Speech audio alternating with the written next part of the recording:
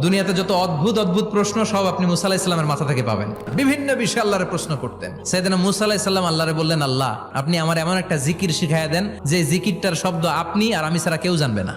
দিনে রাতে সব সময় এই জিকির আমি করব, আপনারে ডাকবো, কিন্তু শর্ত হলো এই জিকিরটা জানবে শুধু আপনি আর জানবো শুধু আমি।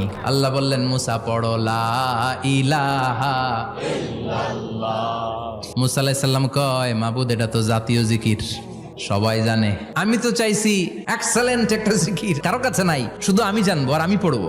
আল্লাহ বললেন, মুসা এই লা ইলাহাকে যদি এক পাল্লায় রেখে দাও, তাম বিশ্ব, সাত আকাশ, সাত জমিনটারে তুলে যদি তুমি আরেক পাল্লায় রেখে দাও, লা রাজাহাত কাফাতু লা ইলাহা ইল্লাল্লাহ, মুহূর্তের মধ্যে লা ইলাহার পাল্লা ভারী হয়ে যাবে।